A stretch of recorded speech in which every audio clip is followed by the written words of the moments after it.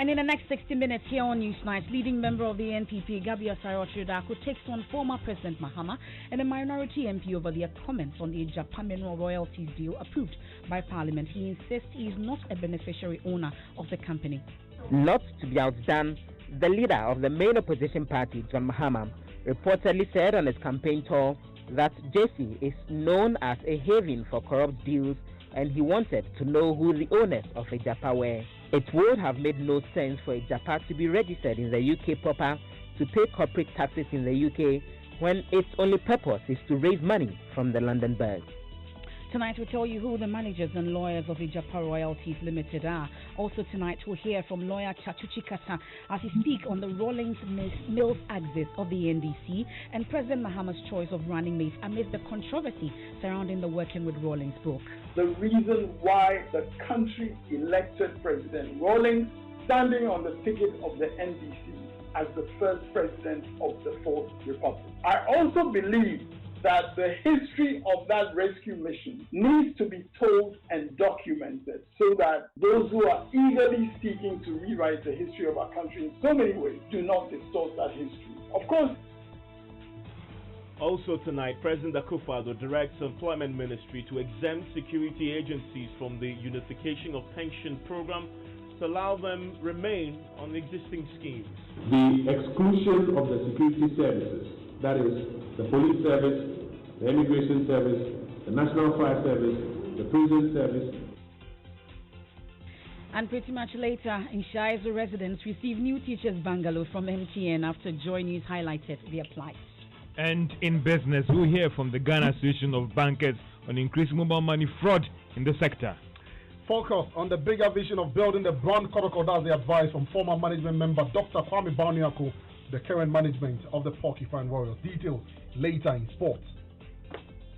That and more coming up here on Newsnight. Please join us with your thoughts and comments via WhatsApp 0244 340 437. I am Emefa Apawu.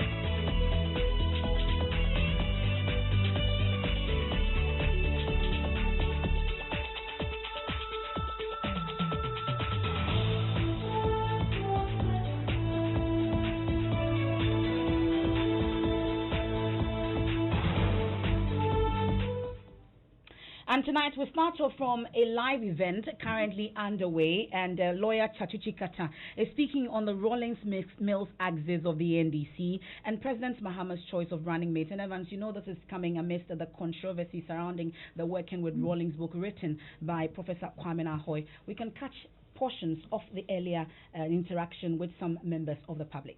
We're tending to take for granted today the scale of the transformation that occurred during that critical decade. And therefore, we are in danger of allowing those who wish to rewrite the nation's history free rein. The revival of our minerals sector, especially our gold mining sector, and the restoration of Ghana to its pride of place as among the biggest exporters of gold from the continent of Africa, began during this critical decade of economic recovery. It was in that decade of the 1980s also that Ghana embarked on a determined effort to attract investment, to enable the country find our own oil and gas resources instead of the situation in which imports of oil products took up most of the foreign exchange the country earned from the toil of the cocoa farmer. The emphasis on human development as the essence of economic growth was also reflected from the earlier stages of the economic recovery program. Through a program of actions to mitigate the social cost of adjustment, PAMSCAD it was known as, a program that was firmly embedded into decisions on the economy.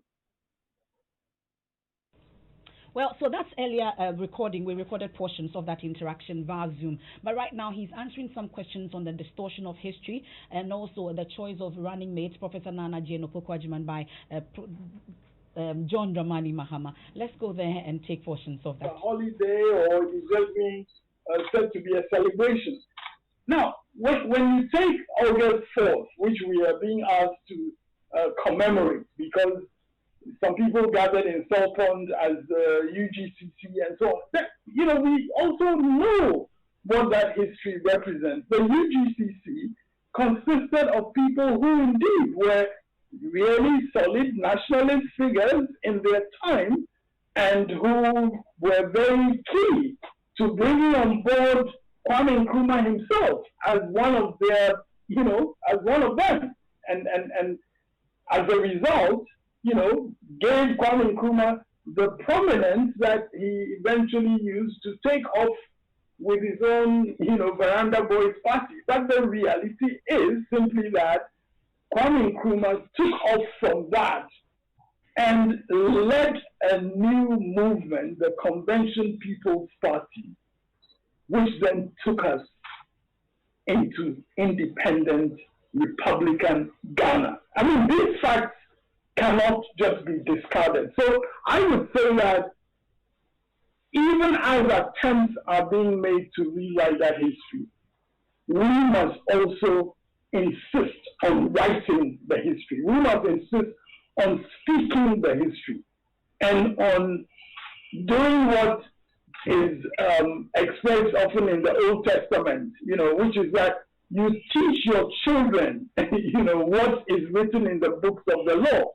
You teach it to them such that they can recite it and they can recognize it. And it's not very difficult to do some of that. The reality again for us as Ghanaians is that we can recognize that Kwame Nkrumah was not just a figure of Ghana's history. Kwame Nkrumah was an African giant. And nobody in the Big Six, apart from Nkrumah, comes anywhere close to reaching that status. Now, that is not to diminish any of the others, because they had their roles in their time and in their context. When I was studying law in the University of Ghana, I was excited reading the submissions of Dr. Dankwa in some of the constitutional cases in which, he was in full flow as a lawyer, in the courts. And that was for me an inspiration in my context as a lawyer. And I'm not in any way going to diminish his stature in that context. But that cannot lead me to a conclusion that in terms of the politics of Ghana, his stature must be put on the same pedestal as Kwame Nkrumah. That would just be ahistorical. So I'm saying that if we avoid making the history of this country about who our party wants to give preference to in terms of recognition as against others, and if we simply want to do history, then we are able to, just deal with the reality of history. And when we do that whilst acknowledging the roles of everybody. As Nana Opoku-Agyeman says, all of our ancestors have something to show for where we are as a country. Thank you. A statement that has stimulated its own. So that's a live Zoom meeting organized by the Center for Social Justice being addressed by lawyer Chachichi Kata. They are speaking on the topic, the Rawlings Mills axis of the NDC and President Mahama's choice of running mate amidst the controversy surrounding the Working with Rawlings book. And that's why we've been bringing you portions of that live feed. We have a full recording. I'm sure subsequently we'll bring you more from that Zoom interaction. Now, leading member of the MPP, Gabi Asaro-Chodako, has today been taking on former President John Mahama and Minority MP Richard Bia over their comments on the controversial Ijapa mineral royalties deal. Now, Parliament on Friday night approved the agreement despite a walkout by the minority in Parliament. Now, minority MPs and the former president have been questioning the deal. You alone, you're going to take that gold royalties and going to create a company in what we call a tax haven, offshore company. And you've mortgaged that gold royalties for 15 years in exchange for $1.5 billion. We have only 3 or 4 months to elections. Why would you be mortgaging this country's gold royalties 3 months to an election to go and collect money and come and spend? Well, in a statement posted on social media today, Mensah Emefa has served notice who will sue Bia East MP Richard Champon for alleging he is a beneficiary. He's of course a beneficiary in the deal. Joseph Okugapo joins me in the studio with details of this. First of all, what does the statement say about former President Mahama himself, who we just heard? So it says not to be outdone, and in this case, the earlier paragraph referenced the MP for Bia, Richard Champon, and then it goes on to say not to be outdone. The leader of the main opposition party, John Mahama, reportedly said on his campaign tour that Jesse is known as a haven for corrupt deals, and he wanted to know who the owners of Ijapa are. Then in another paragraph, he goes on to say that the former president has actually questioned Ijapa royalties as a dubious, entity, and that's based on the fact that it's registered in Jesse. Then he goes on to say, really. And then he goes on to make the point that one cannot form an offshore company in Jersey for a dubious enterprise and then list it on the London Stock Exchange. And goes on to say before forming a company in Jersey, the Jersey Financial Services Commission requires the details of proposed directors of the company and details of any material as far as the ultimate beneficial owners are. And that in the case of Ijapa, it was first registered in Ghana, and that it's 100% owned by the Mineral Income Investment Fund, responding to those comments there from John Mahama. Now, he's also been justifying the decision to incorporate Asase royalties in Jersey, UK. Of course, we've heard the former president say that that is a tax haven, sort of an area where you could use to evade tax and for corruption purposes. What does he say? He makes the point that Ijapa royalties shall remain 100% owned by the government of Ghana on behalf of people of Ghana until it does its planned initial public offering on the London Stock Exchange or wherever for investors to buy up to 51% of the stake, and that until that listing is done, there is no situation where any Ghanaian owns a share. He goes on to say it's common for non-UK companies seeking to list on the London Stock Exchange to register in an offshore jurisdiction like Jersey, and that according to a data released in 2016 by the London Stock Exchange, 93 Jersey domiciled companies were listed on the London Stock Exchange with a market capitalization value of around 11.5 billion. So for him, Japan's decision to list on the London Stock Exchange actually shows that it needs to operate from a jurisdiction that's acceptable to the London Stock Exchange, and that it also has to be a tax-efficient jurisdiction. And the final defense that he gives here is that a listed company in Jersey pays no capital gains, capital transfers, or corporation taxes, and a shareholder of such a listed company who is not resident in Jersey is not liable to Jersey income tax on dividends or interest paid by the company, and that no stamp duty or other similar taxes will be paid on the issuance of the necessary transfer of shares in a company that's listed in Jersey. So essentially the justification is that instead of incorporating the company in a place like UK, when you do it in Jersey, you don't, instead of listing in a place like Britain, instead of doing that, if you do that in Jersey, then you are able to avoid a situation of having to pay all the huge taxes, and that would eventually kneel to the benefit of Ghana. Okay, I mean, so the key question that is in contest now is who are the beneficial owners of the companies that have been incorporated. Of course, we've just had the statement from Gabia Sorchodako, who says he has absolutely nothing to do with it. You've been studying the 150-page agreement approved by Parliament on Friday night. We know that the Ijapa Royalties Limited is for now 100% owned by government until the shares are floated, after which 49% of that will be sold. But tell us, who are the managers of the company per the details we have in this agreement? So this is a company that's actually been set up by the Minerals Income Investment Fund, which is actually a fund that's been set up in pursuit of an act that Parliament passed in 2018 and subsequently amended in 2020. So for now, as indicated, EJAPA is actually the 100% owned by the Mineral Income Investment Fund. Now, from the documents that we've been looking at, in the agreement, there are details on the individuals who can be contacted as far as the negotiations on this is concerned. So there's reference to the Finance Ministry, and the Finance Minister and the Chief Director are the people who are supposed to lead the discussions at the level of the Finance Ministry. At the level of the Minerals Income Investment Fund, then a number of names are provided as well, through which communication can reach.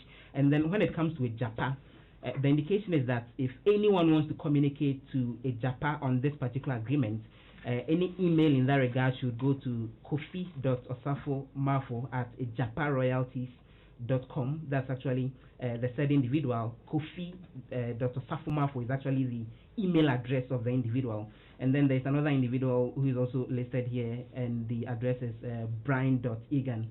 So those are the two individuals that the indication is that when you want to communicate with EJAPA, you do a care-off as far as the Chief Executive Officer of EJAPA Royalties are concerned, and then let those emails reach those two individuals if you want to communicate with EJAPA. Okay, so those are the names of the individuals linked to the companies that has become such a controversial matter. There's another issue that was very controversial.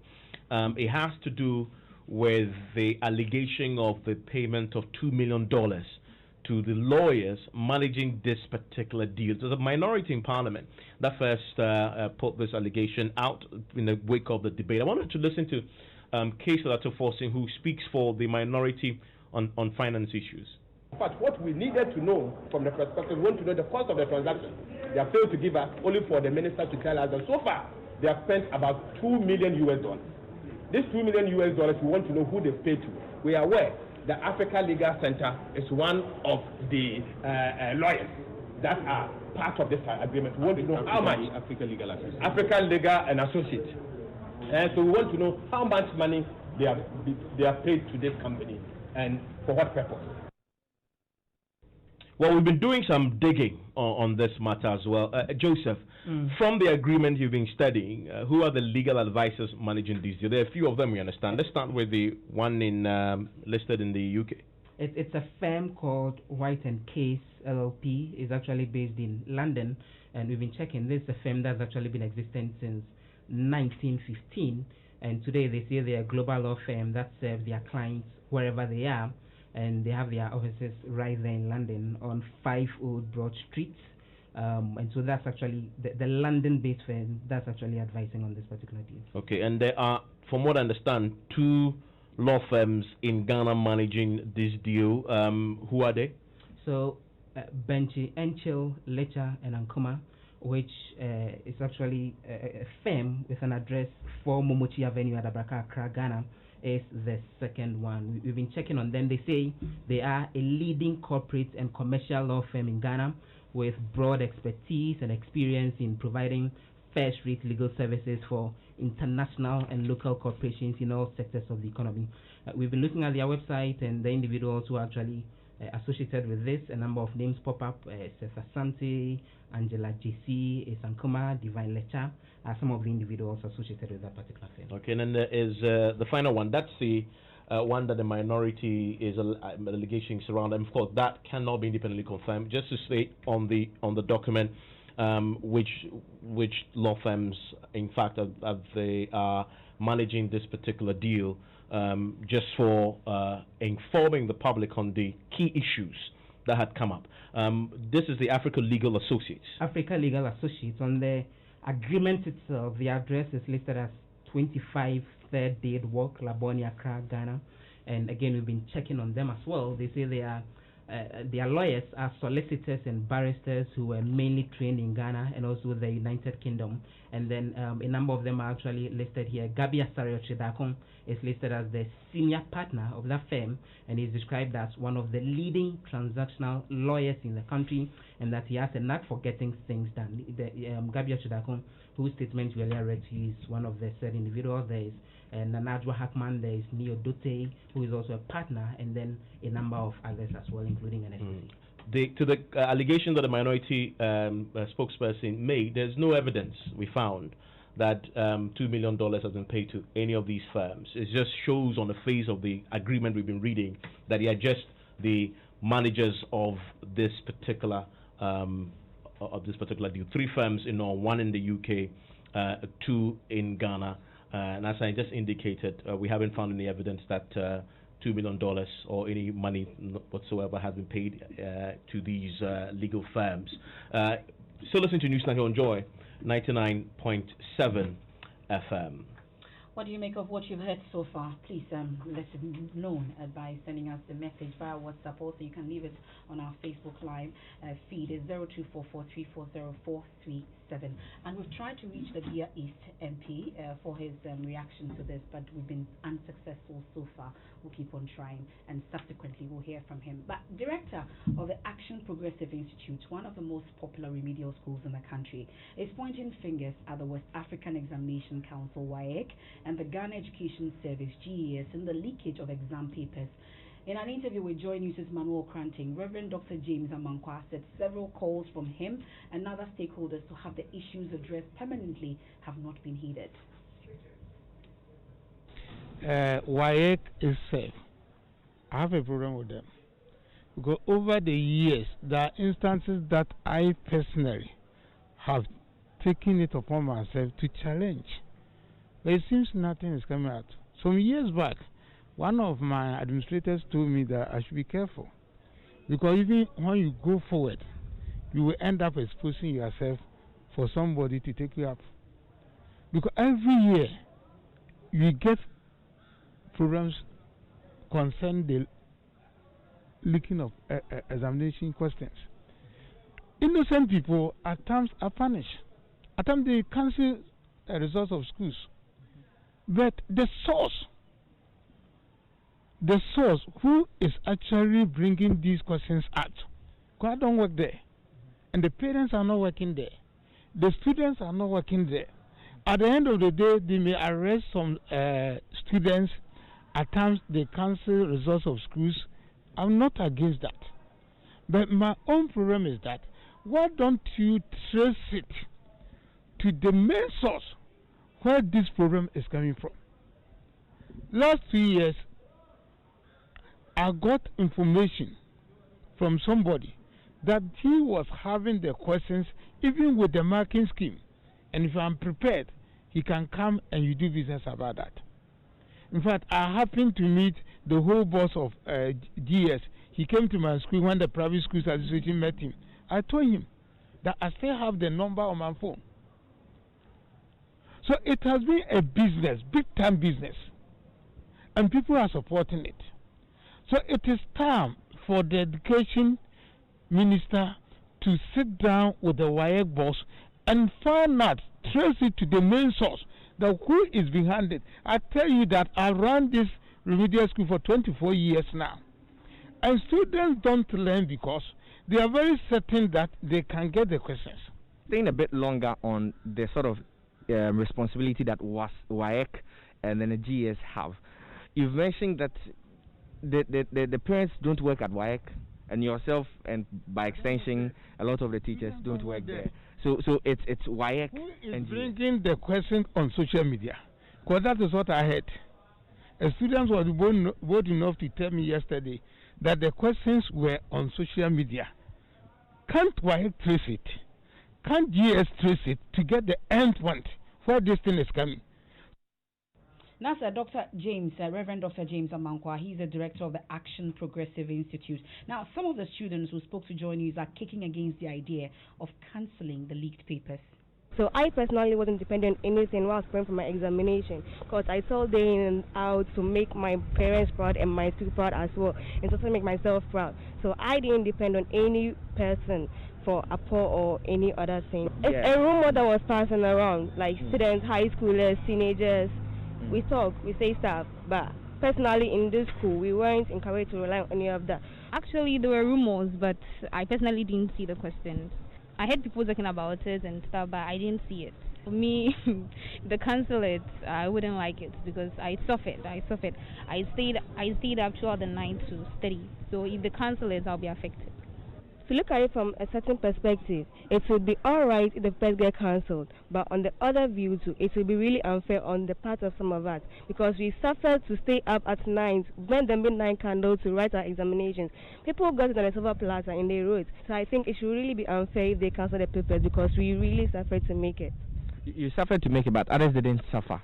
You don't think that it's only fair that they make it a level playing ground for you to earn what you indeed suffered? We spent like a lot, like we really invested our time into this, and we all have things to do with our time, like resources were put into printing the papers, paying invigilators and examiners, going to do all that process again. We think about the funds too as well. When the exam is cancelled, what assurance do we have that the next paper won't get leaked? Because it has become a norm that every time papers get leaked and people get it to write, and some of us who don't get it become the victim. So as for me, if they will ensure that the next papers won't get leaked, then they can cancel it. But if they think they can't protect it enough, then I think they should maintain it. No, let me pick the perspective of a teacher. For you as a teacher, what will the cancellation mean to you? Okay, so the cancellation also comes at its own disadvantage to masters, where masters would have to reinvest their time and energy teaching the students again. Psychologically, the students will be affected, and you need a sound mind to write exams. You should know that. So you would have to psych them up again and ginger them. That is, if they cancel the paper, to go and write to the paper again. You have interacting with my colleague Manuel Cranting, but you know that the West African Examination Council themselves, they've been speaking also today, and they say that they cannot be blamed for the mass leakage of exams questions on social media. Let's listen to Agnes Tekujo. She's the head of public relations. She's been speaking to Roland Walker on the AM show. Oh, I think that with the issue of the examiners, it was circulated on social media, and we need to find out how we got there. That will help us with our investigation, because if it is from an in-house, so I think we want to get to the fact. Now, at the West African Examination Council, is it the first time that there has been this mass leakage of papers? I will not accept what you're saying, because we have not said that anything has leaked. So if you say they leaked the papers, I don't know what you're talking about. If you talk about the fact that the examiner's list has gone out, yes. But when you talk about leakage of paper, no. It's taken to testing, all under security. I will not be able to tell you the kind of security. And then all under strict security. We do typesetting, we do proofreading. Then papers are printed, so under very, very tight security to have standards there at the press. You know, we have our cameras. People are not even allowed to take in their, wristwatches, anything. Would you agree that the inability of the council, the West African Examination Council, to adopt some of the tightest security encryptive technology has led to this situation? I would not agree with you, because it is not our inability to adopt tighter encrypted technology. That is not. But we have a now, if I hand over something to you, and after I've handed over something to you, say snapshots are taken, I don't think it is tighter encrypted. Well, the National Association of Graduate Teachers earlier called for a national probe into the leakage of the exam papers, but the president of NAT, Philippa Lassing, says cancelling the question does not address the annual problem of leakages. Where examination papers have leaked, and all we have done is just to cancel the examination papers.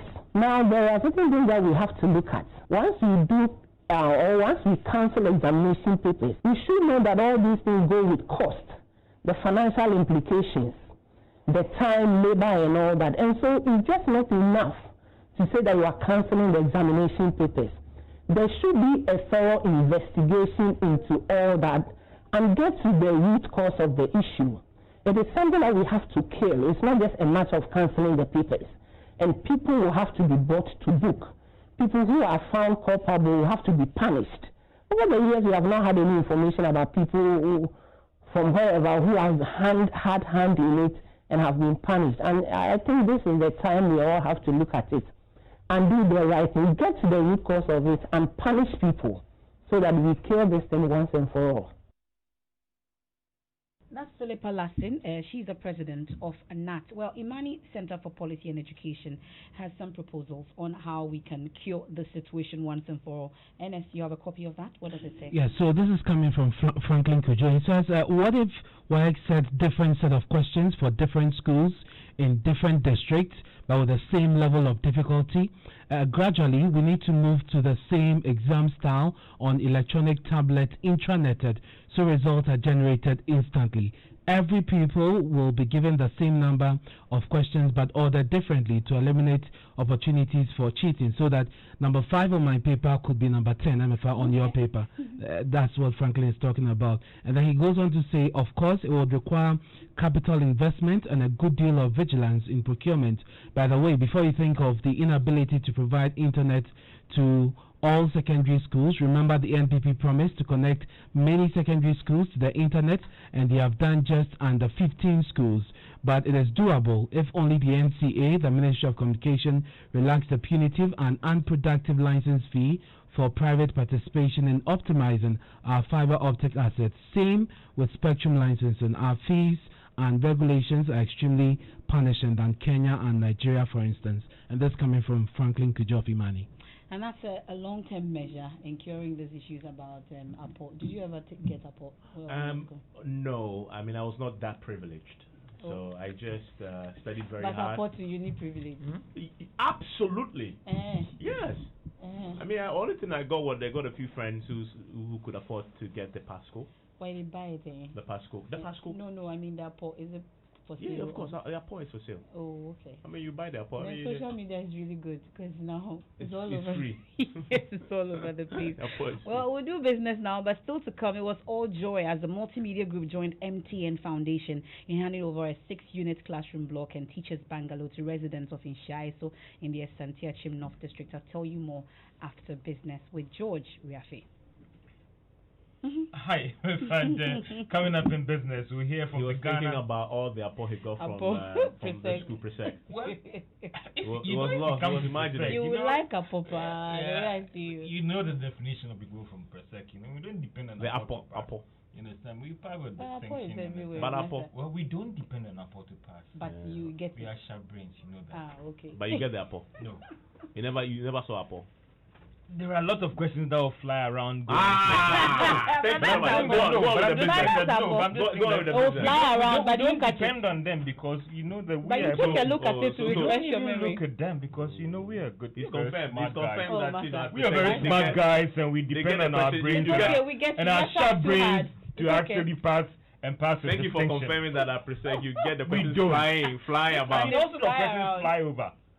All over. At Presec? Not Presec, in the country. Let's do business. Well, coming up in business, we hear from the Ghana Association of Bankers on increasing mobile money fraud in the sector.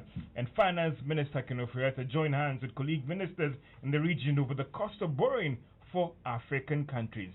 The business news on Newsnight is brought to you by MTN Business. Welcome to the new world of business. Kingdom Books and Stationery, your number one-stop shop for all your office essentials. And First National Bank, we are the bank that understands your business. First National Bank, how can we help you? Hello, my neighbors. You doing? August Abo. Hello, my neighbors. August Abo. Momo Manta Bedru. Hey, hello, my neighbor. Hey, hello, my neighbor. Hey, Momo. Hello, my neighbor. August is here and Momo Month is back and bigger than ever. From now to the end of September, you stand the chance to win up to 10K Ghana Cedis cash just by paying with Momo QR code or merchant ID when you shop to accumulate reward points. And you could be one of the 2,000 winners this Momo month. Winners will be rewarded in August and September, so keep checking your points by simply dialing *120# and be on your way to a sweet reward for shopping safe and using Momo. Just Momo it. We did for you everywhere you go.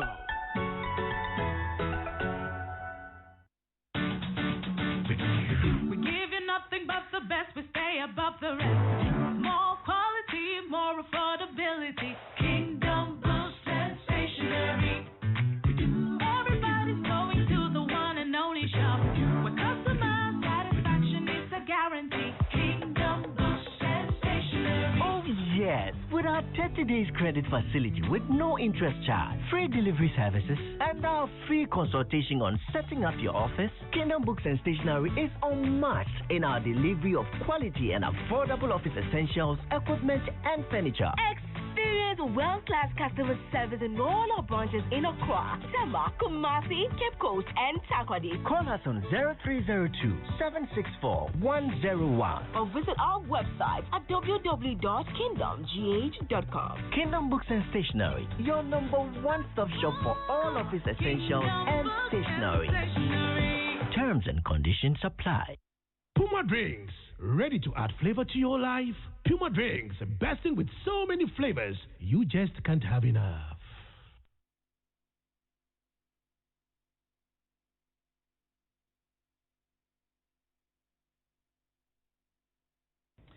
Welcome back to Business on Newsnight. Now, the Ghana Association of Bankers says the rising mobile money fraud can be attributed to improved surveillance rather than the situation getting out of hand. Now, this is coming at a time that the Bank of Ghana has warned that the rising mobile money fraud could affect confidence in the sector. But in a recent interview with Joy Business Deputy Chief Executive of the association, Joy Noah, says he doesn't think that things are actually getting out of hand. It is getting a lot more coverage, a lot more focus on, because the bank systems are catching the fraudsters. So the reports have not been that the fraudsters have been successful. But if I go through the report again, it highlighted that there were individual staff in these banks that were collaborating. I cannot comment that on came that. from the governor. No, I cannot comment on that because I have not seen that report myself. Yeah. But of course, we are working with individuals, and if you have 1,000, 2,000 people working for one bank, there is that possibility that one or two people may become, wayward or miscreant. But it does not define the governance structure of that institution. And as I said, this thing is coming up prominently, and the issue has not been that the fraudsters have been successful. It has been that they have been apprehended. In a lot of the instances, it is because the bank systems have worked, and the fraudsters have been apprehended. Is it greed, or maybe the banks are just not paying their staff? Fraud, in whatever form that it takes, is a matter not justified. It's completely unjustified. It's a matter that worries any practitioner in the banking industry. So we are concerned that cyber fraud is operational risk of fraud or whatever other fraud, mis-selling to the customer or whatever form that it takes. It is appalling, and we do not condone it. So I wouldn't say that banks are not paying their staff well. That's why that is happening. And that is the Deputy Chief Executive of the Ghana Association of Bankers, John Iwa. Let's still stay on the banking sector, because the board of GCB has extended the tenure of the current managing director as well for SOA to September 30, 2020. The current boss of the bank at its annual general meeting held on July 30 this year announced his exit. But according to a circular issued to investors, the board of the bank says that in the interest of continuity, good governance, and also to ensure a smooth handover, the board has agreed that he stays on in acting position until September 30 this year. They believe that this will enable him complete all his handing over notes and protocols to assist in the transition for the new managing director of the bank. Now, Finance Minister Ken Ofori-Atta has joined hands with colleague ministers in the region to push for a reduction in the cost of borrowing for African countries. The cost of borrowing for Ghana and others in the region over what the creditors are actually lending to them have been cited as a major reason why we're seeing high debt cost for the region. but the development is also said to be contributing to a high debt stock for the country. Mr. Kenufriata says the development has to be reviewed right now. I think another issue that we in Africa also have to deal with is the whole issue of debt sustainability and how best to really, in a sense, restructure the global financial architecture. I think it's palpably unfair. An African risk premium of about 600 basis points, which means today we are paying in Africa about $44 billion of debt servicing each year because it's at about 8%. Imagine if it was 2%, then you are talking about some 13 billion that will still stay on this land. And so we are putting together a coalition of minds to really address that issue. So that is going parallel to the work we are doing. That is Finance Minister Ken Ofori-Atta. Now, oil marketing firm GOL says it is confident of the current arrangement between the company and government that should actually help in clearing the debt owed. Government is said to be seriously indebted to the oil marketing company for products supplied to some state institutions. There are fears this could collapse the company. The chief executive, Kwame Osepepe, tells Joy Business, even though the debts are hitting hard at the company, they are hopeful of working out an arrangement soon. He made the remarks after addressing shareholders at the virtual annual general meeting in Accra today. It's a bother to us, but we understand what we are doing to support you and myself so that when we sleep, you can sleep. When I drive around in town, I can feel safe. So we are prepared as a sacrifice for the nation to allow government to owe us. We believe sometimes we push, they pay, but as they pay, but it's a daily, they consume, the police have to move every day, the armed forces will have to move every day, the Navy will have to move every day. So we do all that. It is a problem for us, but it's not our headache. We believe that it's a sacrifice worth making for the benefit of Mother Ghana.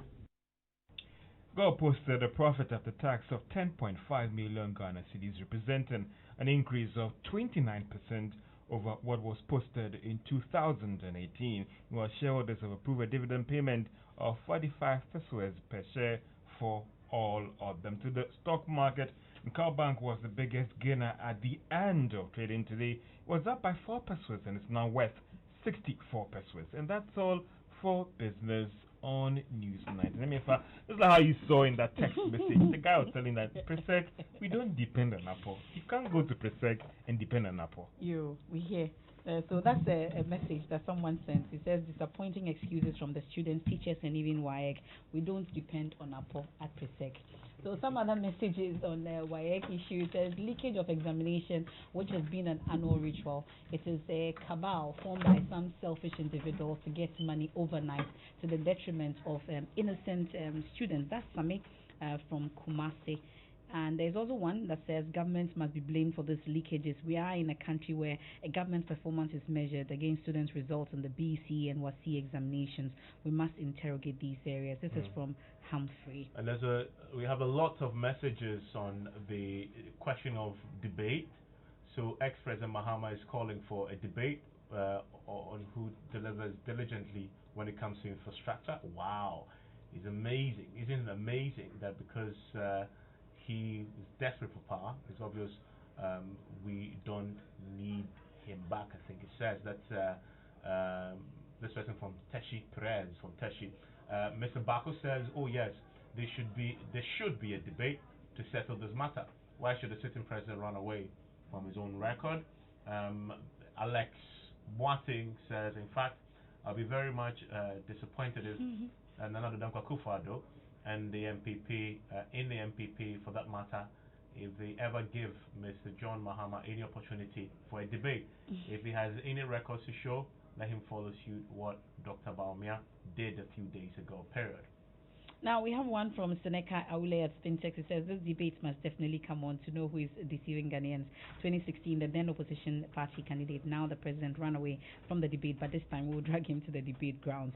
And another one says, Daniel Inkaswa, I can't wait for that showdown between the current president and Mahama Baumia, if not the president of this country. So Akufo-Addo should come and defend his achievement. Gloria Ngbawi says, I don't think a debate is necessary. And the final one? It says we really need the debate to settle this one.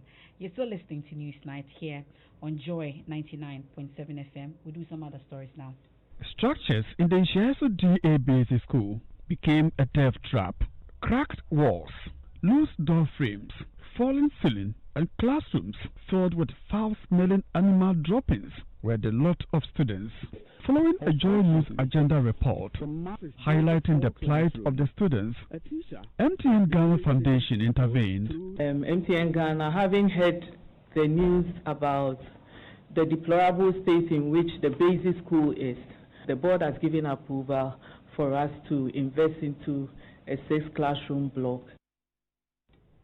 Well, radio certainly gets results, and today the MTN Ghana Foundation has handed over a 6-unit classroom block and teachers bungalow. The project follows the Joy News Agenda, and a piece of which you just heard there, just played, which highlighted the poor and life-threatening conditions in one of the public schools in the town. My colleague Ohim Interior, whose report caught the attention of MTN Ghana Foundation, has more in the following report. Structures in the Nshiaso DA Basic School became a death trap.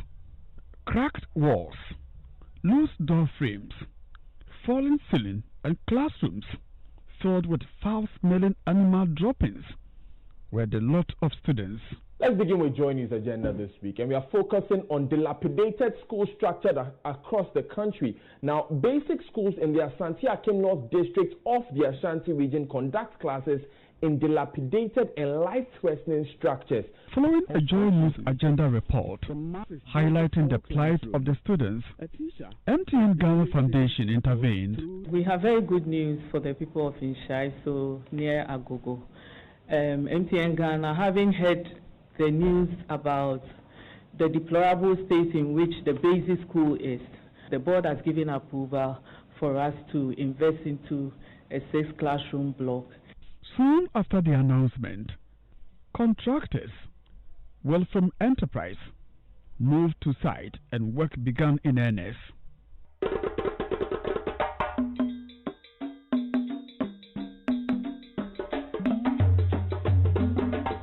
The component comprises 6-classroom block, staff common room, we have library attached to it, we have headmaster's room, and then teacher's bungalow, and we have classroom chairs.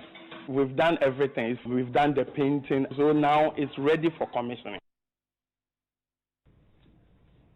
And that was the report filed earlier by Ohiming Terrier, but today was all joy as the multimedia group joined MTN Foundation in handing over that 6-unit classroom block and a teacher's bungalow to residents of Nshiaso in the Asante Akim North District. Ohiming Terrier has been following this all through. He joins us on the line. Ohiming, walk us through the event today. Yes, Emefa, the students and their teachers of Nshiaso Basic DA School were happy to see that now there's a new era, the era where the classrooms will be filled with reptiles and other poisonous snakes were over as they were ushered into the new decent classroom facility. This is a classroom with a terrazzo floor and also with a formica as a chalkboard, not the usual blackboard they are used to. So today at the event, speakers after speakers took time to praise the multimedia group for the initiative, which also saw MTN Ghana Foundation coming in to support the teachers and students of Nshiaso Basic DA School. First, Mr. Jim Agla, the General Manager for Kumasi Multimedia Office, gave a history of how the project came about. We're here to say thank you to MTN Ghana for hearing our voice and heeding the cries of the students of this community by putting up this beautiful infrastructure. In 2017, our own investigative journalist, Mr. Ohiming Tembia, set out to investigate farmer and herdsmen clashes at Agogo in the Asante Akim North District. The project called Violent Shepherd was featured on our radio and television brands across the country. Violent Shepherds also revealed how junior high school students of Nshiaso who trek for about 36 kilometers, I don't believe this, 36 kilometers daily to nearby Ananikrum to school were sexually harassed and abused by the Fulani herdsmen. Their plight was highlighted on Joy News' agenda program, which also focused on the dilapidated educational infrastructure in the community. MTN intervened and put up this beautiful infrastructure. So the board and directors of multimedia have sent me here to say thank you to MTN Ghana Foundation and to Nananum and to everybody who contributed to the success of this beautiful program. And Ohimi, stay with me. Ohimi, you were at this particular event. MTN also, of course, they had put this together. We're also there in their numbers, and they've been saying a lot about the motivation to do this particular project. Yes, Mr. Sam Kurantin, the Corporate Services Executive, announced that the project cost 500,000 Ghana cedis, and he believes this would help motivate the teachers and their students to remain in classroom, and also do away the issue where students have to trek over 32 kilometers to attend GHS in nearby Ananikrum.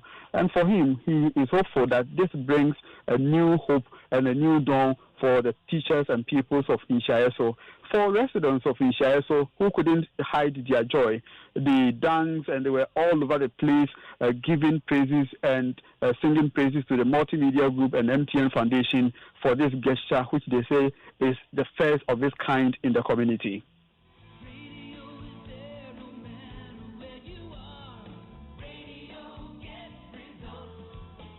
Nohiming, thank you very much, MTN Foundation as well, for putting a smile on the faces of the people in the part of the Ashanti region. Let's bring in Mensah Emefa, a man who was missing in action on News 9 for a while. Yeah, it's been a while. He's making his.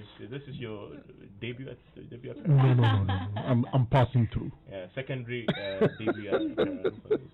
What's the headlines for sports? Former Asante Kotoko management member Dr. Kwame Boniako wants the current management led by Nana Amponsa to look at a longer-term vision of building a solid brand. He wants them to botch any plans of a short-term vision of winning the league and going to Africa. Kotoko needs to have a longer-term vision than the short-term vision of I want to win the league next year, I want to win Africa next year. I don't think Kotoko as is now has the capacity to win Africa. I remember around that time people were comparing Kotoko to TP Mazembe because Kotoko and Engelbert were of the same level some years back. In the 70s, Kotoko was bigger than Engelbert, which became TP Mazembe. But the difference between Kotoko and Engelbert was that there was some systematic investment. If you go there today, go and see the infrastructure that TP Mazembe uses, the training facilities that they have. They probably have their own state. And they have an owner who has probably limited resources. Moise Katumbe was the governor of the region of Katanga. At the time that people were comparing Kotoko to TP Mazembe was flying for matches in private jets. The fact that Kotoko was at the same level with somebody some years back, ask yourself what kind of investment transitions that have taken place in Kotoko over the years. That's Dr. Kwame Boniako speaking. And Evans, today is a special day. You know, it marks 25 years since the Black Starlet went to Ikodo and conquered the world. I remember that very well. Yeah. I mean, I was so young at Dabraka. Okay. So, you know, when they did the parade with the cup, I would do Saka and You actually saw the cup. Oh, of course. Yeah. I would do Saka and Co. They came through the Independence Avenue, through Dabraka all the way. We followed them. It was rainy that night. And you still followed them. I remember very well. So that team, of course, are the likes of Audi Saka, Baba Sule, and Emmanuel Bento, and they sent a lot of joy throughout the continent on that fateful night in Ecuador, beating Brazil in a thrilling final that ended 3 goals to 2. Diapers by then? No, I was 6 years old. Oh, goodness. By then, yeah. So children of today. I was quite. How old were you? Well, That's your sport. Thank you very much, Hans. Enjoy the rest of the evening. It's time for the spotlight here on News Night Evans. So for years, his face has been synonymous with movies.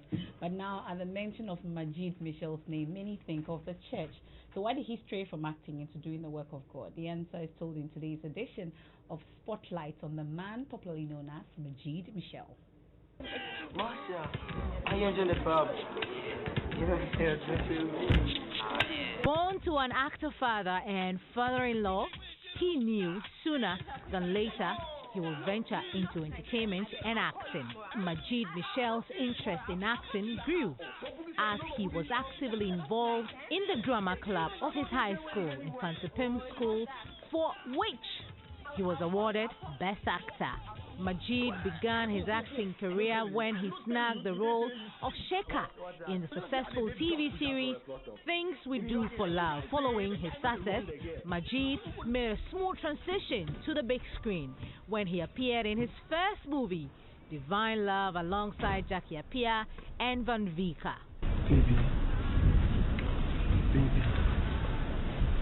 Baby, I know, relax. Out of sight doesn't necessarily mean out of mind. Okay? I'll communicate with you every day. I'll call you always and just listen to your pretty voice. On the heels of the success of his first, Majid starred in one hit movie after another. Michel made his Nigerian Nollywood debut in 2009 romantic drama Emerald, playing a leading role alongside Genevieve Inaji. If you push me any further to this war, you will have to answer the consequences. I love Emerald, and anyone who tries to hurt her as much as with words will have me to answer to, and that includes you. He won several awards, including Best Actor for the African Movie Academy Award and Nigerian Entertainment Award. What is it with you people like God? Does he know what it takes to lack potable water and to die of cholera? In 2016, the renowned actor started doing the work of God, even as he continued his chosen profession. It's been my interest to teach it for people to understand. So I started teaching it until I believed Jesus. So I had never experienced anything in my life. Or I didn't hear a voice, or see a dark cloud, or hear the voice of God like the ocean sound, or like waves pounding the sea. His pastoral activity were no longer a secret, as he was seen in many places, including crusades, preaching, and praying for people. Majid described his new spiritual life as genuine and inspired from his understanding from the Bible. There's a world of politics. You need people in the world of sport. You need people in the world of law. You need people in the world of entertainment. This is what go into the world. Well, that's Majid Michel, popularly known for his movies, but now he's doing the work of God. And it's time for you, Evans, to also go back to the kingdom of God and do the work of God. Say amen. Amen. There's an assumption in there that I'm not already there. You used I have to be a prayer warrior. Are you still a prayer warrior? Eh? Thank you very much for listening to you. It's nice. I'm still a prayer warrior, by the way. That's a categorical answer to you. Good. Thank you for listening. My name is Evans Mensah. I am Emefa Apawu, and personality profile with Sheila Battelle is up next with Lexis Bill. Please stay for that.